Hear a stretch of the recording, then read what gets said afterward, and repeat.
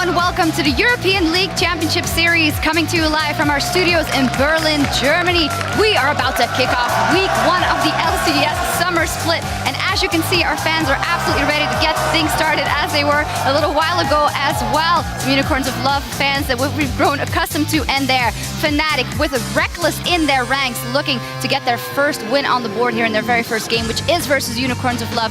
All familiar faces in that team setting up for game 1. I'm Evie Shock-supporter, excited to be back at the analyst desk with Challenger Series shoutcaster James Stress O'Leary and 2 familiar faces returning to the LCS stage, Origen's Expeke and Soaz. Welcome back, gentlemen. Thank you. Hello, thank you.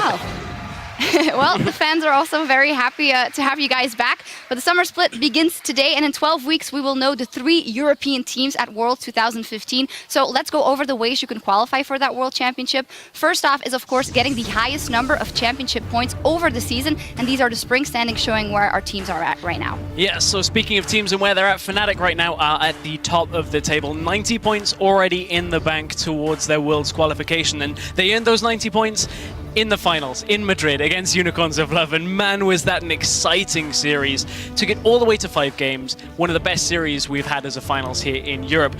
Following them, in 3rd place, it's going to be H2K, though they've bagged themselves 50 points. They took 3rd after beating SK in Madrid. And then at the bottom side of the current table, we've got the Copenhagen Wolves and Gambit, each with 10 points. Yeah, that's how it stands right now. Of course, there's another round of championship points up for grabs this summer as well. And then the 2 remaining spots for the World Championship from Europe go to the winner of the summer split, or whoever comes out victorious out of the regional qualifier. That, of course, begs the question to the 2 gentlemen over here. How do you guys plan to get to Worlds? So as Worlds is not really it's a goal for us, but we want to do a good season first, and then see whether if we can go to Worlds or not. It's gonna be really difficult, but we hope that we can make it. All right, Expeke? Well, the aim is that one pretty much. During the regular league, I don't think we have a high goal of ending 1st, 2nd, 3rd. The aim is to get to playoffs and then give everything we can to win playoffs.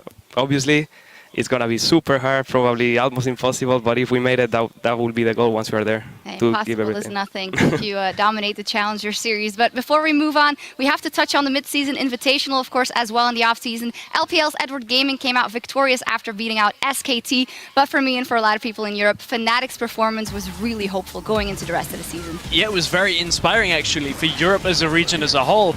We had a European team take a Korean team, a top Korean team, to 5 games. Again, Fnatic was super aggressive all throughout the tournament as soon as we got into the playoff stage. Very in your face, very aggressive. It was exactly what they needed to do at MSI to bag themselves a great spot. Yeah, and you know, give us some bragging rights towards the other regions as well. Now, if you want to take another look at any of the action from MSI or the Spring Split, head over to lolesports.com. And while you're there, you can check out the new lineups across the LCS and scout out your fantasy LCS team for summer as well. And now, let's turn to today's slate of games, where we'll start with a rematch of the Spring Split finals between the Unicorns of Love and Fnatic. Then Origen will make his LCS debut against Giants. The Copenhagen Wolves will face SK Gaming, and will end the day as H2K takes on Roccat. So, there you have it, guys. Your very first LCS game, although you guys have seen a few, is versus Giants. What are your expectations going into that match? Okay. It's hard to tell, because even though from screens we could say whatever we think, because we think we will do good or whatever, we have never played them on LCS. None of the actual teams right now. And it's so weird, because sometimes we practice a team and then we see them play on LCS and they play so different. Sometimes they play worse, sometimes they play better on screens than they do. So it's like we cannot just get a bit too cocky and say, okay, we do good or we do bad against this team. We have to see and just take care, and more than aim for the win, aim to not make mistakes, to play a safe game and not fall into the, like a lot of teams do on LCS against Unicorns of Love. Don't follow their game, follow our own game, don't play their way. And I think it's a super interesting matchup just for multiple reasons. I don't know whether all of our viewers will understand just how big a matchup this is in the region. When we were in Madrid, there was Origin merchandise and there was Giants merchandise. Everywhere. Everybody had a piece of one of the 2 teams. So this is massive. How much added pressure, if any, does that put on you guys, Soaz? It doesn't put so much pressure. I think it's mostly about Mithi and Peke, because it's a Spanish team and they are 2 Spanish players. So I think this game is mostly gonna be about mid lane matchup against Pepe and Peke, and it's gonna determine how the game is gonna go. No, we'll see. Don't worry, they will flame you too. If you so, I bet you've missed that, so anyway. It's always flaming. yeah. Taking another step back, maybe looking at the league, and you guys have gotten to sit back and look at the entire spring split and all the teams. So as what has been your impression of the strength of the teams and being able, as you say, to get a good season and make it to playoffs, how feasible that is? I think we can do it. I don't know really what to say, honestly. We just need to wait and see. Yeah, I think we're gonna see because, for example, this season compared to last ones, we have a lot less matches in LCS. So we're gonna have to be more prepared for during our scrims, during our pre-matches and things like this. So yeah, we're gonna have to see during the season, anyways. All right, well, we will see indeed. I do have one final question. We need to get this out of the way. Origin. We all say it differently. Peke, tell us what to say. Well, both ways are fine. Okay. Origen is how you say it in Spanish. So you actually say like if you were a Spanish person, but origin is how you would say it if you were not a Spanish but speaker. you say it exactly the same twice now. Origen? Origin. Yeah. All right, so See? that's Not the it same. then. That's it then. And anyway, well, good luck in that matchup as well. Well, for us, before we kick it over to the casters for our first game of the day, we want to know what you think of the competition heading into the summer of 2015. So tweet at LL Esports and let us know who is your player to watch and why. A couple of my players to watch are right here on the desk. Stress, who are you keeping an eye on? Well, it's funny because my player to watch coming from the Challenger Series is their teammate, Niels. He has never been on the LCS stage. He put up a great showing with you guys in Challenger. I'm excited to see how he can compete against the likes of Reckless and Forgiven. All right, then for you guys, is there anyone you're specifically looking out for that you haven't played before, that you have played before? For me, I'm mostly looking for Fnatic with Reckless coming back to the team. I think it's a really great addition for them, and yeah, I'm looking forward to play them because I think it's the strongest team right now. So yeah, I would like to play against them in LCS and see how we can do. Yeah, okay. Well, the same a bit. I was surprised when Reckless went back to the team, which makes it a lot more hype to play them again because it's going to be more fun. They are super good, and beating them will like be so good feeling for us. And even not beating them, it will be already nice to play against them and see.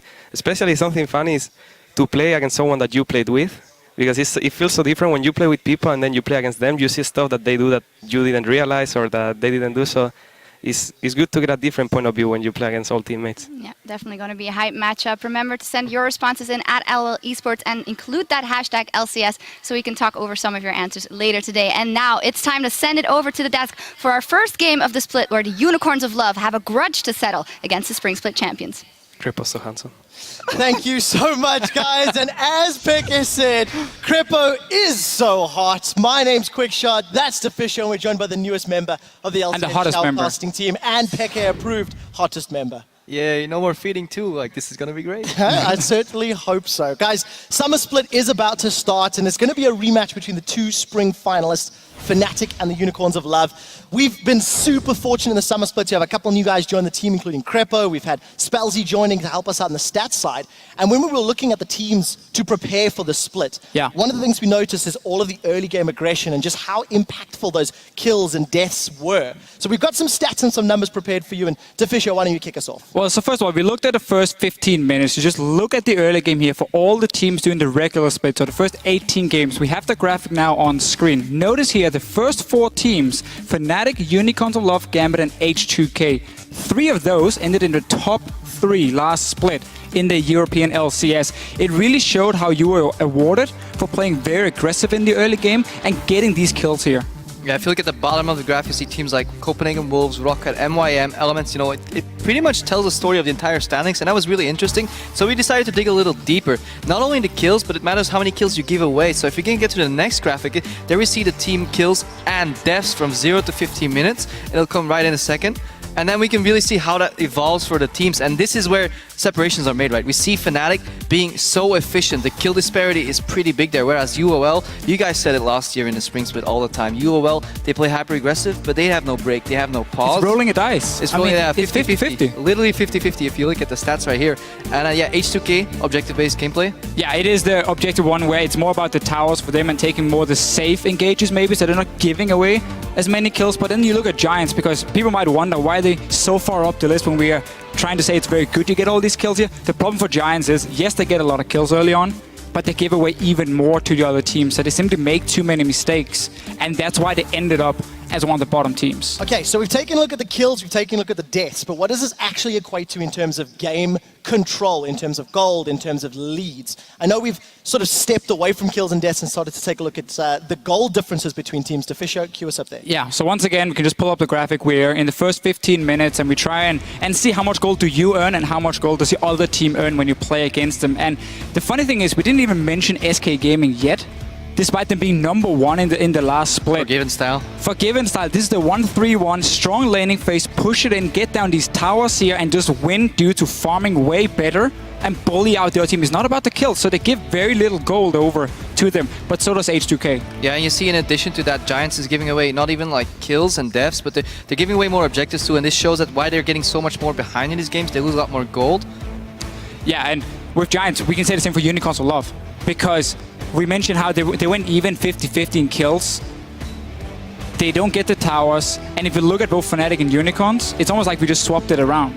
Yeah, and then the one anomaly here that's not mentioned is Gambit. It shows, you know, they get more kills and deaths, they get added in gold, but somewhere along the line, it goes wrong with their shot calling.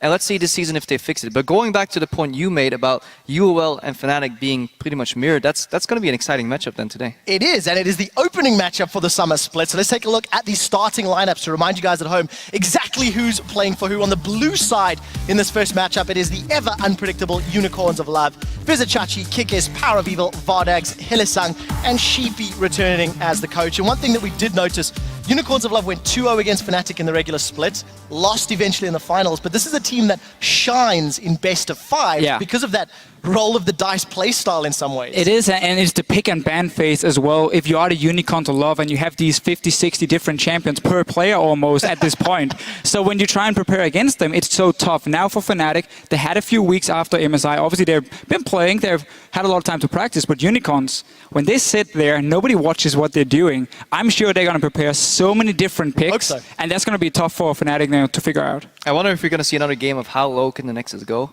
because it's always really exciting. But something that worries me is that I feel like UL may have hit their ceiling already, whereas Fnatic, they added Reckless to their roster. They want to keep improving. They want to make sure that they not only were the best team in Europe, they want to stay the best team and keep improving. And arguably with Reckless, they got a better steal back, actually. Day one on the job, and you're already queuing up the rosters. That's my job. Let's take a look at the Fnatic team roster, who will be on the red side. And as Crepo mentioned already, it is, of course, Reckless as the AD carry, Huni top, Rain over jungle, Feathervin mid. Support is the captain and coach, or captain rather, Yellow Star with coach Daylor.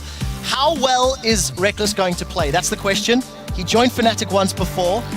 You can argue the results. He's joined Fnatic again, and we've said multiple times, a better steelback. It is a better steelback, but it's also a player who takes or requires a lot more attention from his team. Reckless is not happy just being the janitor, the guy cleaning up. He wants to be one of the big carries. And again, we were looking at some of the farm here the teams get during the games. Reckless was number one on elements between 20 and 30 minutes. He got like 10% more than Froggen, the farming machine. Now he's on Fnatic, where it's about Huni, it's about Febiven. We have to see how they fit in here with this second or third carry, honestly, from Reckless. But he is a great player, and under Yellowstar, I'm sure they can adapt to find a playstyle. But if we look at the raw CS numbers in lane, comparing to Steelback, Reckless had a better record both at 10 and 20 minutes. So looking at the laning phase, that 2v2 should be stronger for Fnatic, but they have to learn how to play with that, right? They just need to make sure that Reckless goes out of that laning phase, joins the team for the mass skirmish-based style that Fnatic did a lot.